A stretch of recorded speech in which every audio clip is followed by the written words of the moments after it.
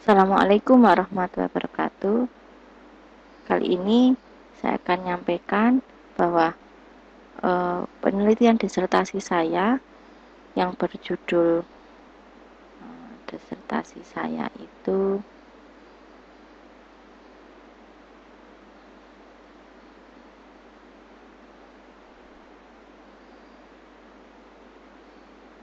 ini intinya terkait identifikasi jenis kelamin dan estimasi usia berdasarkan area mandibula pada citra radiografi panoramik itu sudah publis.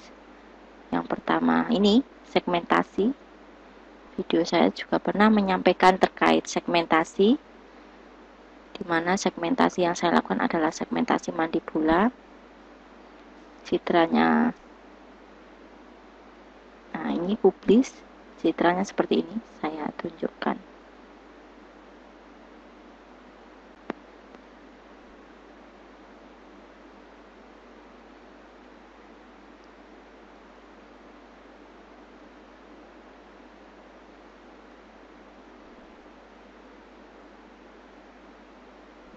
Nah, seperti ini. Jadi asli citranya itu radiografi. Nah, seperti ini. Terus kemudian kita harus membuat ground truth-nya. Ground truth-nya itu berdasarkan evaluasi dan validasi dari dokter. Nanti dari ground truth itu sebagai inputan, ini juga sebagai inputan, terus dilakukan segmentasi dengan MobileNet Ensemble. Jadi saya ensemble-nya itu dari asli citra yang original, terus citra yang hasil perbaikan DHE, terus citra yang hasil perbaikan Ying. Nah, masing-masing dilakukan segmentasi menggunakan MobileNet, kemudian hasilnya di ensemble. Ensemble-nya berdasarkan nilai nilai terbanyak, nilai kelas tertinggi. Contoh misalkan kayak gini. Nah, ini hasil segmentasi yang asli. Kemudian ini hasil segmentasi Ying, perbaikan Ying. Ini hasil segmentasi DAE. Nah, dari masing-masing setiap pixel ini nanti dicek. Kalau dia dominan putih, ya nanti putih. Kalau dominan yang contoh ini kan putihnya hanya sedikit ini, tapi hitam, ya nanti outputnya hitam. Itu maksudnya ensemble-nya. Kemudian yang ini adalah juga terkait output disertasi luaran saya.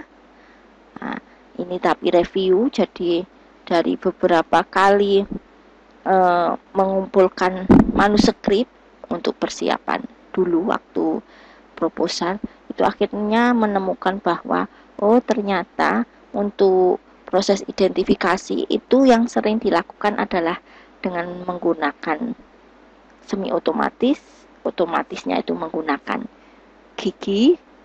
Nah, terus untuk menggunakan mandibula itu kebanyakan menggunakan semi otomatis dan manual. Nah, itu saya sampaikan. Artikelnya juga ada di sini, saya tunjukkan.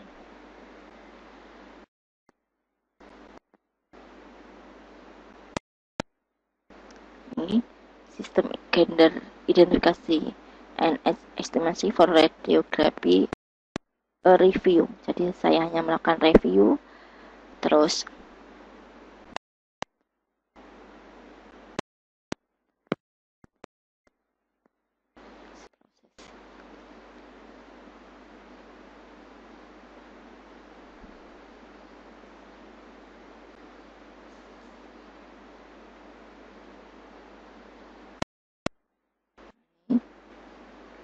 kebanyakan dilakukan secara manual. Nah, kalau segmentasi melakukan otomatis ya. Tapi kalau yang ini, nah ini diukur adalah pengukuran manual. Karena saya fokus ke mandibula, mandibula. Terus, nah ini yang semi otomatis diukur menggunakan aplikasi. Ada yang menggunakan Imagegy. Saya kemarin untuk proses di penelitian disertasi saya menggunakan ImageJ, ada yang menggunakan IJ Measure Software, dan lainnya. Intinya banyak kok. Nanti bisa dicek di beberapa penelitian-penelitian terkait radiologi untuk forensik. Terus ada juga yang menggunakan otomatis, tapi di sini yang dipakai adalah radiologi gigi yang giginya. Nah, kalau saya kan nanti fokus ke mandibula. Nah, ini ke gigi. Nah, kayak gini ini gigi. Seperti itu. Nah, terus kemudian saya yang ini adalah accepted. Nah, ini mengukur bukan sebelum mengukur kayak ini ada